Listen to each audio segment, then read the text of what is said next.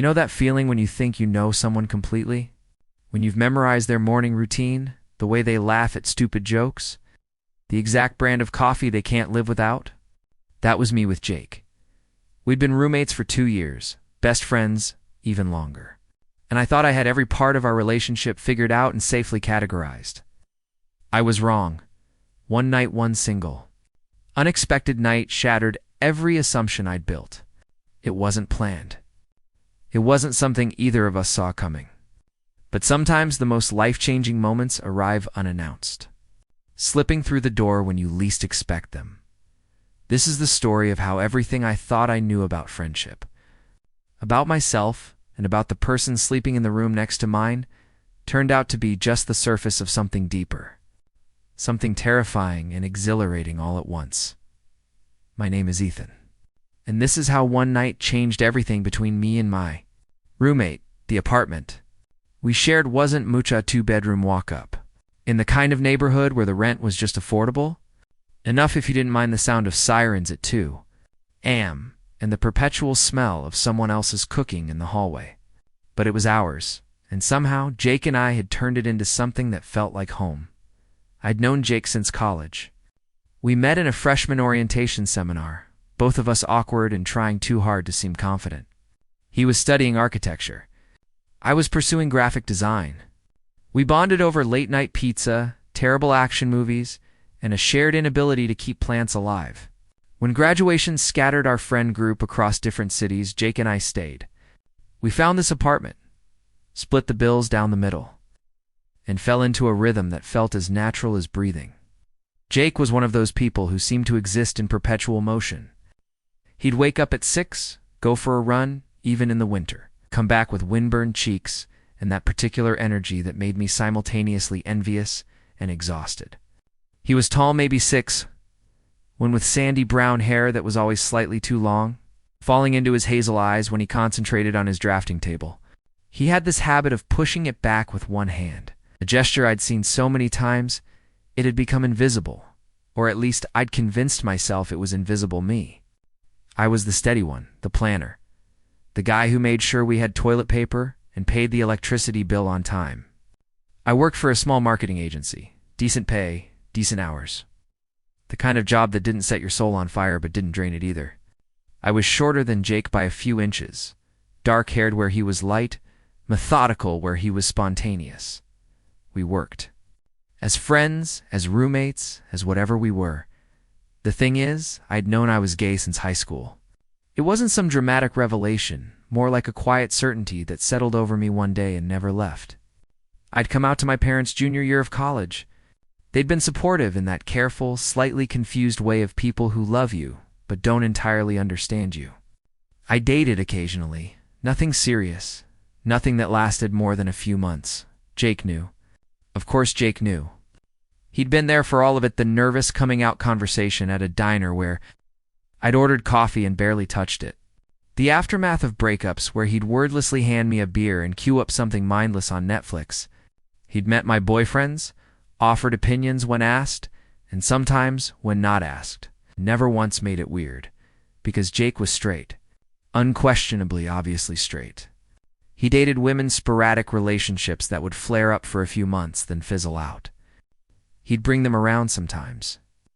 These effortlessly pretty girls who'd laugh at his jokes and look at him like he'd hung the moon. I'd be polite, friendly, the supportive roommate who'd make himself scarce when necessary, and I'd told myself, over and over, that what I felt for Jake was friendship, pure, uncomplicated friendship.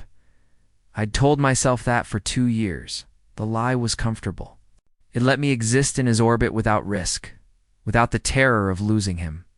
Because telling Jake the truth, that somewhere between movie nights and grocery runs and the 1,000 tiny domesticities of shared life, I'd fallen completely and hopelessly in love with him, would end everything.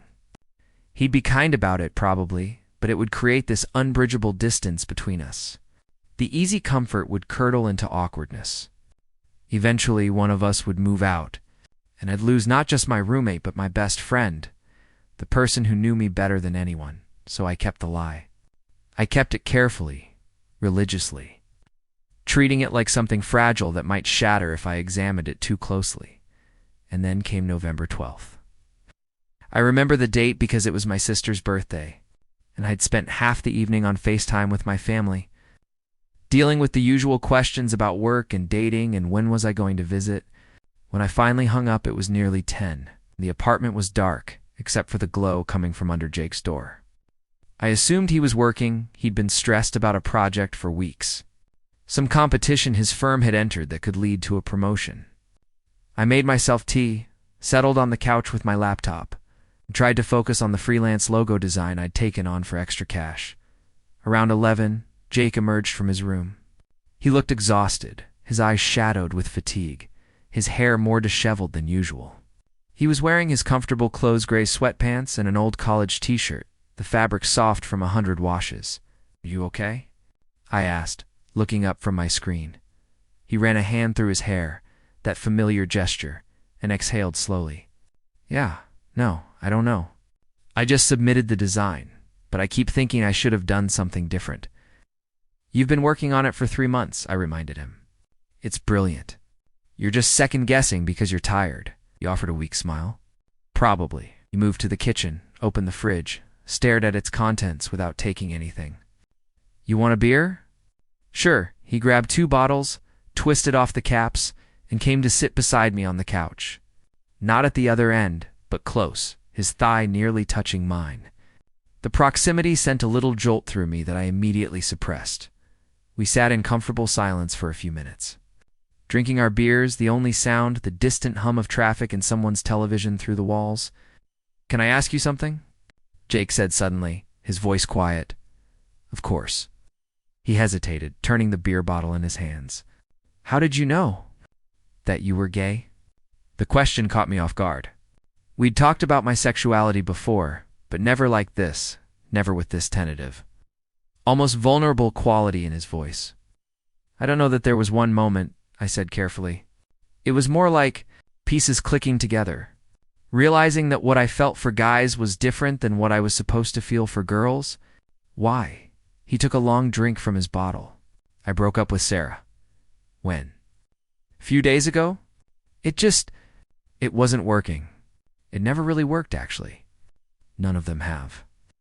I knew Sarah only vaguely, a lawyer, smart, attractive in that polished way that seemed effortless.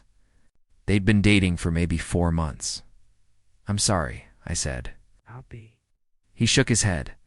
"It's not. I mean, she was great. They're all great. That's not the problem." "What is the problem?" The silence that followed felt weighted, like the air before a storm. Jake stared at his beer, then at the dark television screen, then finally at me. "What if the problem is me?" he said softly. "What if I've been looking in the wrong place this whole time?" My heart started beating faster. "Jake, I think about you," he said, the words tumbling out in a rush. "More than I should. More than makes sense for friends. And I keep trying to tell myself it doesn't mean anything. But then you laugh at something stupid, or you fall asleep on the couch during a movie.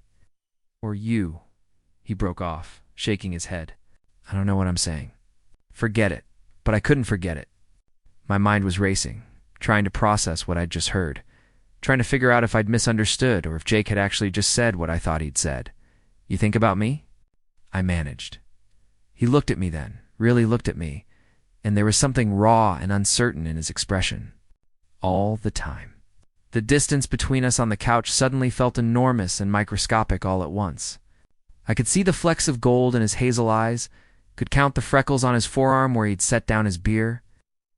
"I don't know what to do with that," he said quietly. "I don't know what it means or if I'm going crazy," or I kissed him. I didn't plan it, didn't think about it. One moment I was sitting there with my heart hammering against my ribs, and the next I'd closed the distance between us, my hand coming up to cup the side of his face, my lips pressing against his. For a heartbeat, he froze. Then he kissed me back. His hand came up to tangle in my hair, pulling me closer, and suddenly we were pressed together. The kiss deepening, years of unspoken tension dissolving in the space between one breath and the next. He tasted like beer and something indefinably him, familiar and completely new at the same time. When we finally broke apart, We were both breathing hard. Jake's pupils were dilated, his cheeks flushed, and he looked as stunned as I felt. "I've wanted to do that for 2 years," I admitted, the words escaping before I could stop them. 2 years? His voice was hoarse. "I thought you were straight." I thought I was too," he interrupted. "Until I wasn't. Until I realized that what I felt for you was different than anything I'd felt before." We stared at each other. The magnitude of what had just happened settling over us like snow. Where do we go from here?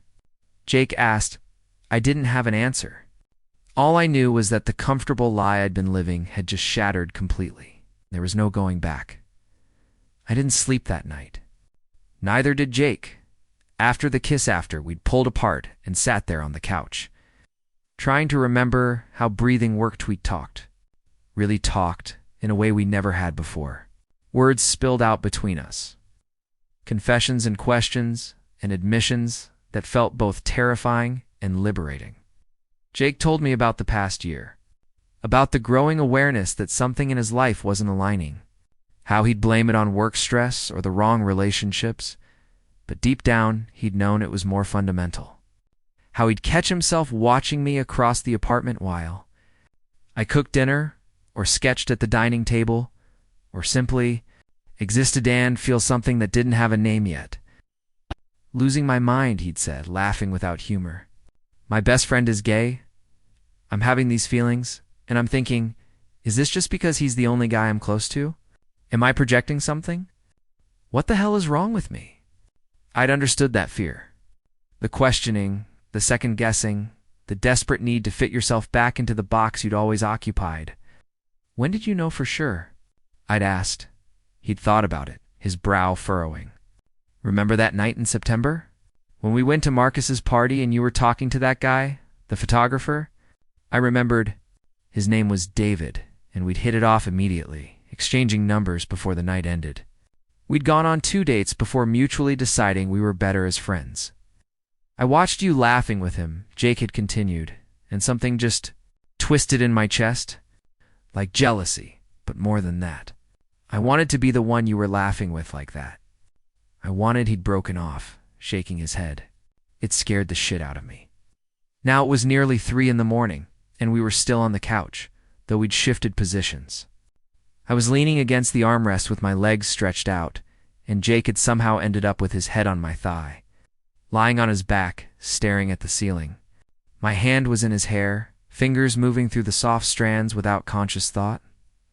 "What are we doing?" Jake asked quietly. "I don't know," I admitted. "But I don't want to stop." He turned his head slightly, looking up at me.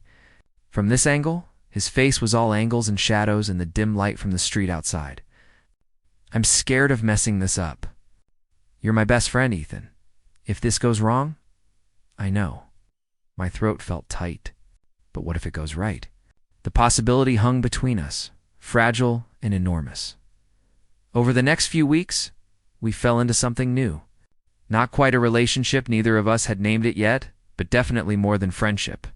We existed in this liminal space, testing boundaries, learning each other in ways we hadn't before.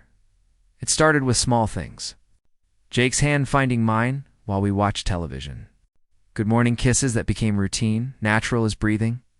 The way he'd come up behind me while I cooked and wrap his arms around my waist, his chin resting on my shoulder. "This okay?" He'd asked the first time, tentative. Yeah, I'd managed, my heart racing. "This is okay. We were careful with the physical stuff." Jake was still figuring things out, and I didn't want to push him faster than he was ready for. But there was an undercurrent of tension, a magnetic pull that grew stronger every day. One evening, about 3 weeks after that first kiss, we were in his room. He'd been showing me sketches for a new project at Community Center Design that had him genuinely excited when he'd suddenly set down his drafting pencil and turned to face me where I sat on his bed. "Can I try something?" He'd asked. Of course. He'd moved to sit beside me, close enough that our knees touched. Then, carefully, he'd leaned in and kissed me. It started soft, exploratory, but deepened quickly. His hand came up to cradle the back of my neck, and I responded instinctively. My fingers curling into his shirt, we fell backward onto the bed. And suddenly there was heat and want and the press of his body against mine. His hands moved under my shirt, and I gasped against his mouth at the sensation of his palms on my skin. "Is this?" he started. "Yes," I breathed. "God, yes." We didn't go all the way. Jake still needed time, needed to process, but we explored each other in ways that left us both breathless and wanting. Afterward, we lay tangled together in his bed, my head on his chest, his heartbeat steady under my ear. "I've never felt like this before," he murmured into my hair. "With anyone?" "Me neither," I admitted, though I'd been in love with him for years. This physical manifestation of it, this mutual wanting, was entirely new territory. But it wasn't all perfect. There were complications, challenges that came with the territory we were navigating. Jake wasn't out to anyone else yet. He was still processing his own sexuality, and the thought of telling his family, his colleagues, his straight friends from college had paralyzed him. I understood, but it also created a strange tension. In our apartment, we could be ourselves. Outside, we reverted to just roommates. It came to a head one Saturday in early December. Jake's college friends were in town, and they'd suggested meeting up at our favorite bar. Throughout the evening, I'd watched Jake fall back into his old patterns, talking about work, making jokes, carefully maintaining the image of the straight guy hanging out with his buddies. When one of them asked if he was seeing anyone, Jake had shrugged and said not at the moment, and something in my chest had twisted painfully at home that night. After his friends had left and we were alone, I couldn't hold it in anymore.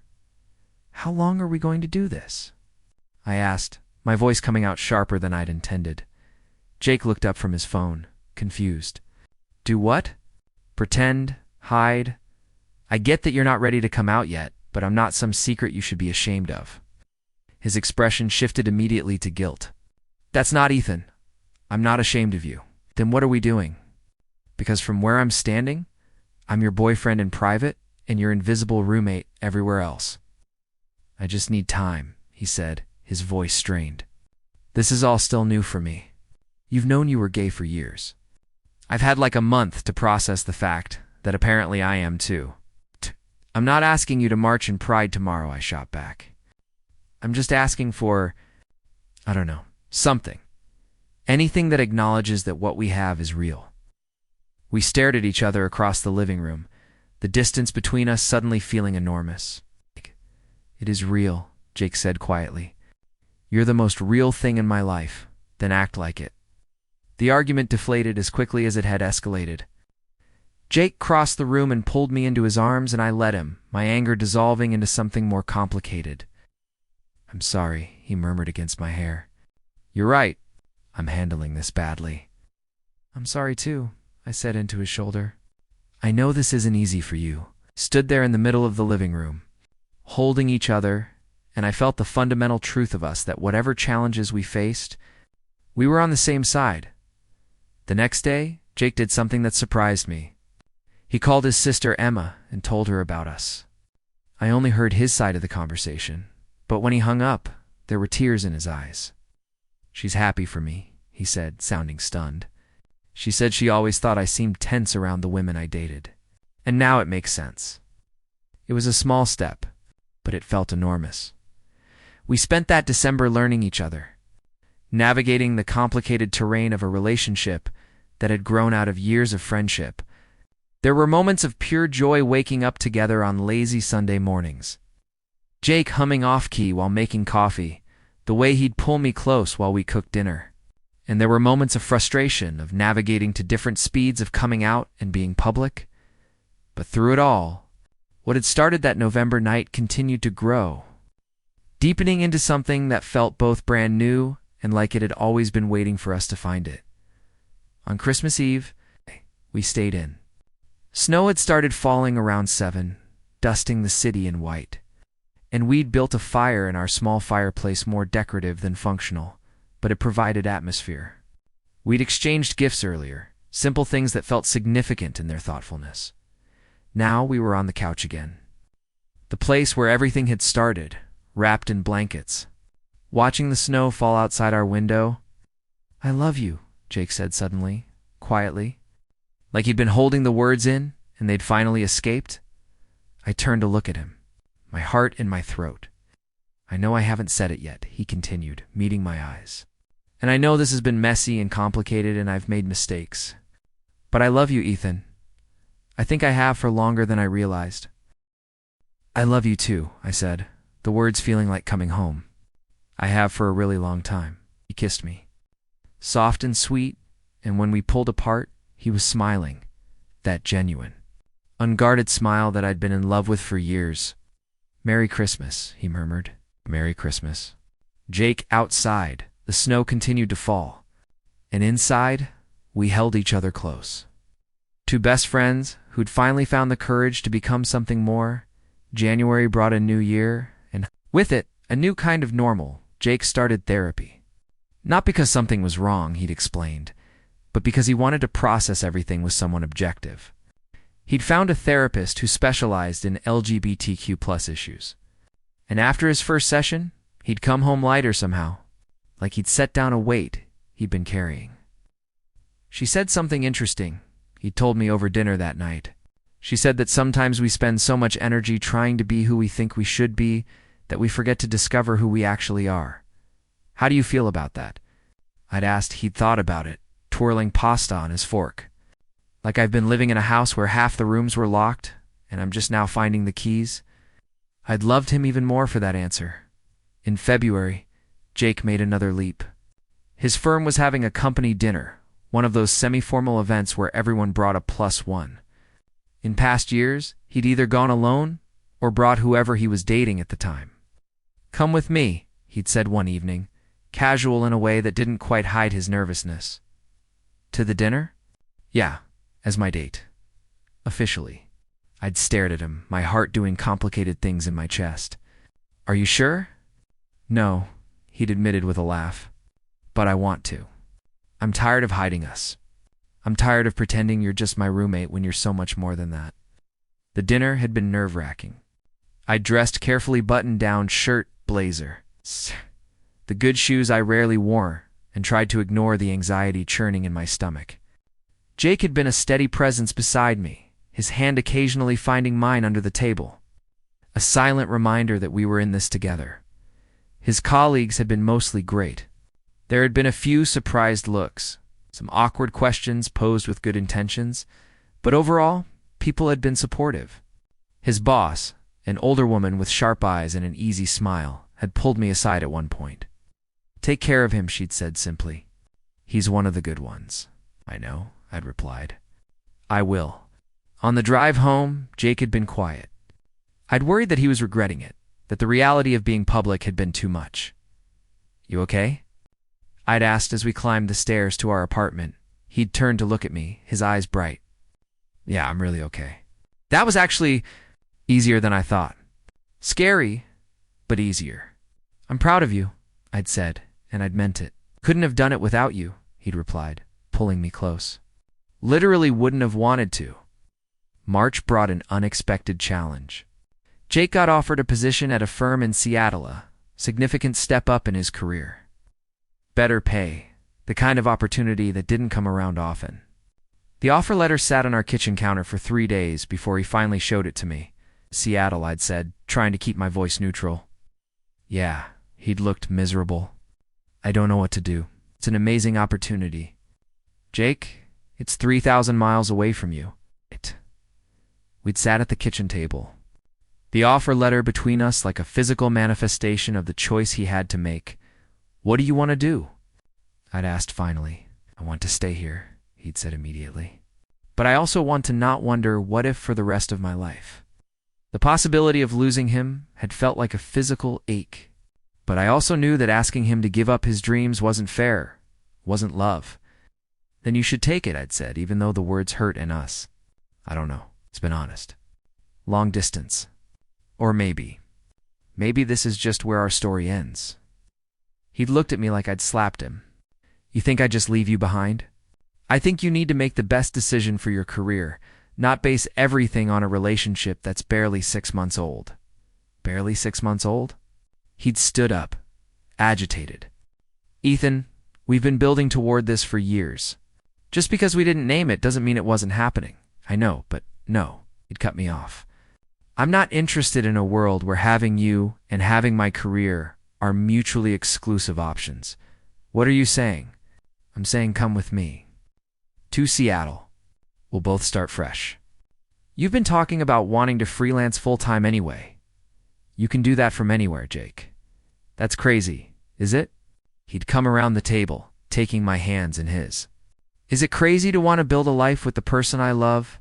Because that's what you are, Ethan. You're not just my boyfriend or my roommate. You're my partner.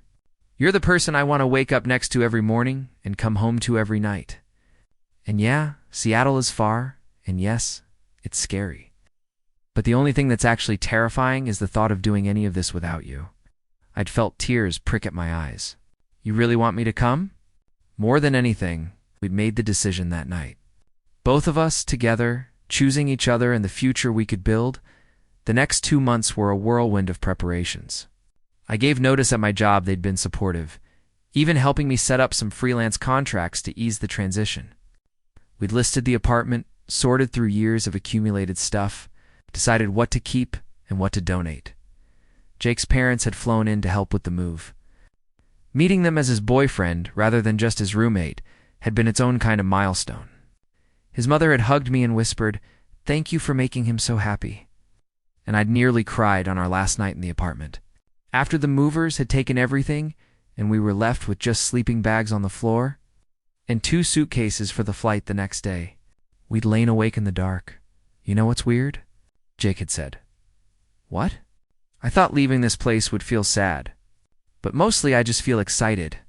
Like everything we've been is just the prologue and the real story's about to start.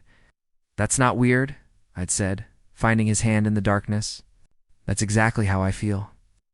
We'd arrived in Seattle on a bright May morning. The apartment we'd found was in Capitol Hill, the heart of the city's LGBTQ community, and it had felt like a homecoming we hadn't known we needed. Rainbow flags on businesses, couples walking hand in hand without a second glance. A sense of belonging that had been missing before. Our first weekend there, we'd explored the neighborhood. Pike Place Market with its endless stalls and flying fish, coffee shops on every corner. The waterfront, with its stunning views of the Sound. We'd held hands openly, kissed on street corners, existed as ourselves without fear. I didn't realize how much I was censoring myself before, Jake had said. Watching the sunset paint the sky over Elliott Bay in shades of orange and pink, until I didn't have to anymore. Jake's new job was challenging but rewarding. He'd come home exhausted some nights, but there was a light in his eyes that hadn't been there before. He was working on projects he cared about, people who respected him completely. My freelance work took off faster than I'd expected.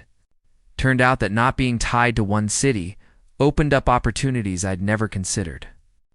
I built a client base, set my own hours, and for the first time in my professional life, felt like I was doing work that actually mattered to me. But the best part, the thing that made everything worth it, was building a life with Jake. It was in the small moments. Saturday mornings at the farmer's market, arguing good-naturedly about which vegetables to buy. Wednesday evenings when we'd cook together, me chopping while he handled the stovetop, moving around each other in the small kitchen with practiced ease. Sunday afternoons when we'd hike the trails around the city, Jake pointing out architectural features of buildings we passed, while I tried to identify birds from their calls. It was in the bigger moments, too. Meeting other queer couples, building a friend group that felt like chosen family. Attending Pride that June, hand in hand in a crowd of thousands, both of us a little teary-eyed at the sheer joy of it. Jake finally coming out to his parents fully, not just I'm dating Ethan, but I'm bisexual. And this is who I am, and them embracing both of us with love. On a warm evening in August, almost exactly a year after that first kiss on our old couch, Jake made dinner reservations at a restaurant on the waterfront. It was fancy, the kind of place where the menu didn't list prices and the servers spoke in reverent tones about the provenance of each ingredient. What's the occasion? I'd asked while getting dressed. Does there need to be one? He'd replied, but there was something nervous in his smile that made me curious. The dinner was incredible, but I barely tasted it. Jake was clearly working up to something, his leg bouncing under the table, his fingers drumming against his wine glass. You're making me anxious, I'd finally said, halfway through the entree. What's going on? Right, okay. He'd set down his fork, taken a breath. So I've been thinking about everything that's happened over the past year. How one night changed everything, but also how it didn't change anything at all. Because the person you are now is the same person you've always been. The person I've loved for longer than I even realized. My heart had started racing. I'd been thinking about the future, he'd continued. About all the things I want to do and how every single one of them includes you. And I realized that what I want more than anything is to make that official. To stand up in front of everyone we love and promise that I'm choosing you. Every day, for the rest of my life. He'd pulled out a small box then, setting it on the table between us. Double quotes, Ethan, will you marry me? The restaurant had gone a bit blurry through my tears. I'd nodded, not trusting my voice, and Jake had opened the box to reveal 2 simple silver bands. Yes, I'd finally managed. God, yes. Of course, yes. He'd slipped one ring onto my finger, and I'd done the same for him. Both of us laughing and crying and completely ignoring the fact that we were making a scene in this fancy restaurant. Love you, he'd said, his hand cupping my face. I love you so much. I love you too, I'd replied. From that first night to every night after, we'd kissed. And around us, other diners had applauded. And it had been perfect. That night, back in our apartment hour Homeweed Lane in bed, my head on his chest, both of us unable to stop looking at the rings on our fingers. You know what's amazing? Jake had murmured into my hair. What? A year ago, I was terrified. Terrified of what I was feeling. Terrified of losing you. Terrified of everything changing. And now everything has changed, and it's the best thing that's ever happened to me. Me too, I'd said softly. Though for me, it took a lot longer than a year to get there. He'd laughed, the sound rumbling through his chest. Fair enough, but we got here eventually. That's what matters. That's what matters, I'd agreed. Outside, the city hummed with life. Inside, we held each other close. 2 people who'd found their way to each other through friendship and fear, and finally, the courage to let everything change, because sometimes one night really does change everything. And sometimes, if you're incredibly lucky, it changes everything for the better.